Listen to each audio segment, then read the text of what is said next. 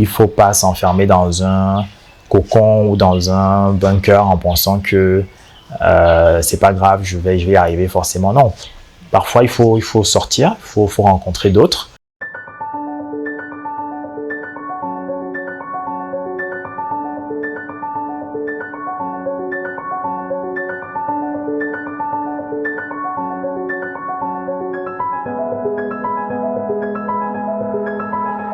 Obotama est une structure d'accompagnement à l'entrepreneuriat et à l'innovation.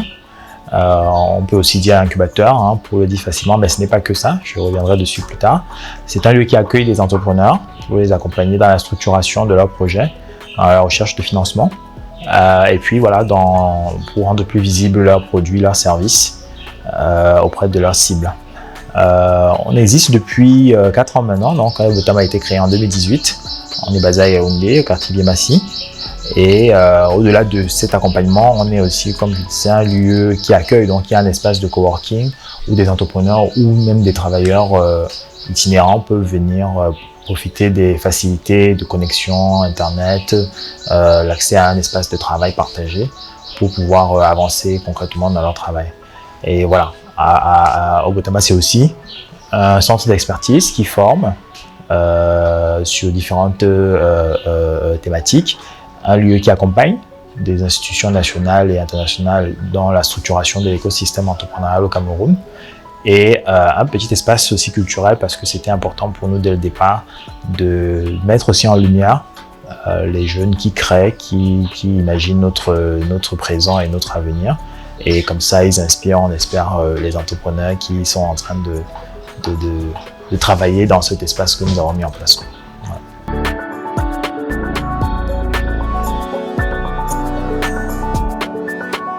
Alors, comme je disais, Obotama ouvre ses activités en 2018, mais le projet a démarré 2 ans plus tôt au sein de l'association Oser l'Afrique qui a permis sa mise en place. L'idée est venue à la suite d'un programme que nous avions au sein de l'association Oser l'Afrique qui s'appelait les Cluster Series et qui avait vocation à organiser une série de formations itinérantes dans plusieurs pays d'Afrique. On a fait le Cameroun, bien sûr, le Sénégal, le Togo, le Niger, la Guinée-Bissau, et à chaque fois on rencontrait plusieurs jeunes qui étaient en train de réfléchir ou qui avaient déjà initié une entreprise. Et alors, voilà, il y avait pendant quelques jours des formations avec eux et avec des professionnels de l'écosystème de leur pays. Au terme de ces rencontres, on se rendait compte qu'il y avait besoin vraiment d'une structure pour les accompagner dans le temps et pas simplement de façon ponctuelle. Et c'est comme ça qu'en 2016, l'idée de créer Obotama, un espace en tout cas permanent d'accompagnement est née. On a lancé le pilote ici au Cameroun. Et à partir de là, il a fallu, comme pour l'entrepreneur, définir la proposition de valeur, quels sont les services qu'on allait offrir à ces entrepreneurs, mobiliser le financement pour pouvoir démarrer nos activités, ce qu'on a fait grâce à une campagne de crowdfunding sur la plateforme Fiatop, avec qui on collabore depuis lors et qui est aujourd'hui un de nos partenaires. Et puis mettre en place concrètement les travaux d'aménagement de l'espace et ensuite développer toute une campagne de marketing pour se faire connaître de l'écosystème et commencer à accueillir les premiers bénéficiaires et les premiers clients.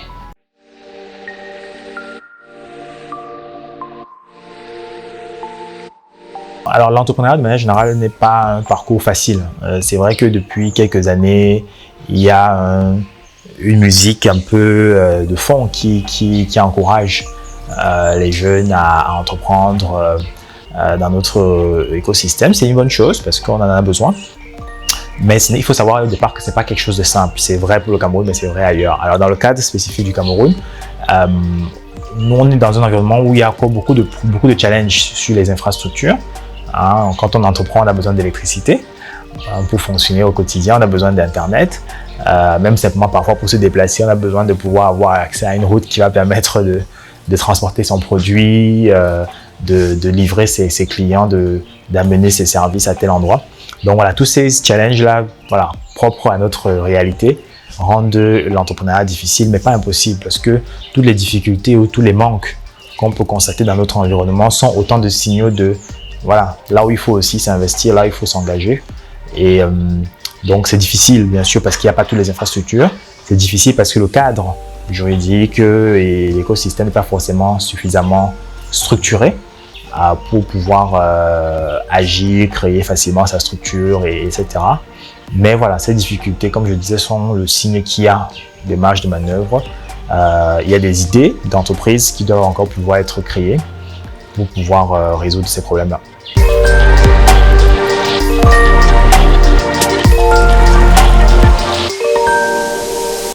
Un entrepreneur, pour moi, c'est quelqu'un qui a identifié une problématique dans la société, dans son environnement, et la solution qu'il peut proposer à ce problème, à cette problématique-là. Alors, après, il ne faut pas s'arrêter là, parce que bon, si tout le monde réfléchissait au problème qu'on a, bien sûr, chacun peut se pencher sur la question et mettre une idée. Mais ensuite, il faut pouvoir avoir le courage, la volonté et la motivation de se mettre en œuvre des actions pour pouvoir concrétiser cette solution-là. Donc, c'est quelqu'un qui est discipliné d'abord, parce que pour passer de l'idée au projet et à la concrétisation, il faut se discipliner, s'astreindre chaque jour à travailler un petit peu sur ce projet-là, à passer des caps. C'est quelqu'un qui est autonome, donc capable de ne pas attendre forcément qu'on lui dise « fais ceci, fais cela ». Il va se mobiliser pour trouver les compétences qui lui manquent, aller convaincre d'autres personnes de travailler avec lui ou d'acheter la solution qu'il a développée. Et créatif, ça c'est essentiel. Créatif, surtout quand il démarre, parce que même quand il n'a pas beaucoup de moyens, il doit pouvoir avoir pas mal d'idées pour contourner les challenges, les difficultés qu'il rencontre. Et en attendant que son produit ou sa solution devienne leader, je lui souhaite, sur le marché et qui n'ait plus besoin de faire cette petite gymnastique-là. Mais voilà, quelqu'un de motivé, comme je disais, inspiré, discipliné, et qui a vraiment l'envie de résoudre un problème concret dans son environnement.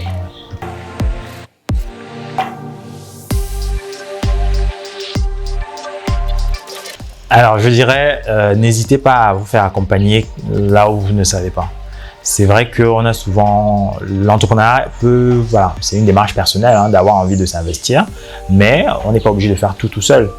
Il ne faut pas s'enfermer dans un cocon ou dans un bunker en pensant que c'est pas grave, je vais y arriver forcément. Non, parfois il faut sortir, il faut rencontrer d'autres, venir par exemple dans un incubateur, rencontrer, comprendre les services qu'ils peuvent vous apporter. Et peut-être dans cet espace-là aussi rencontrer des gens qui pourront être demain des partenaires. Donc moi je dirais ne pas hésiter à se faire accompagner quand on est bloqué sur un aspect. On peut être très bon technicien par exemple de la solution ou du produit qu'on est en train de développer, mais ne pas du tout avoir de notion business pour préparer son modèle économique. Et à ce moment-là, aller chercher le soutien auprès de ceux qui peuvent vous l'apporter.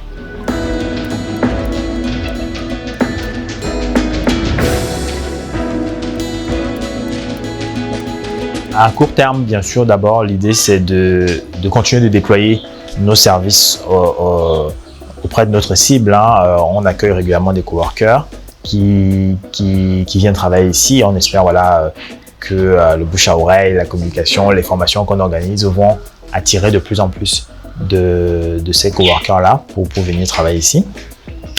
Sur l'activité d'incubation, on a un programme d'incubation qui va démarrer le mois prochain. À partir du 18 avril, on accueille une dizaine d'entrepreneurs qui viennent du Cameroun, du Togo et du Bénin pour la deuxième édition de notre programme d'incubation Nabico, en partenariat avec l'organisation SEEDS qui vient d'Allemagne.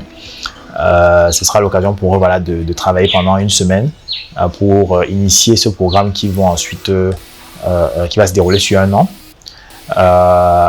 Sur la partie centre d'expertise, on a un programme aussi qui est en train de démarrer avec Expertise France, qui nous a confié un mandat avec d'autres partenaires pour accompagner des entrepreneurs de la diaspora qui sont en train de venir s'implanter, réimplanter en tout cas leur entreprise au Cameroun. Sur la dimension culturelle, voilà, on a vocation à accueillir de plus en plus d'activités pour faire vivre aussi cet écosystème-là.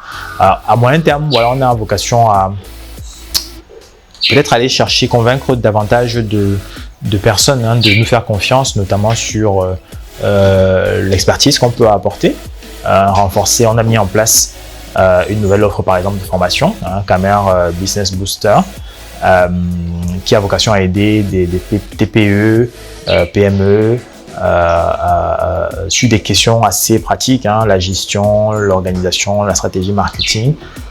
On va essayer de faire mieux connaître cette offre-là et convaincre, voilà, d'autres de nous faire confiance.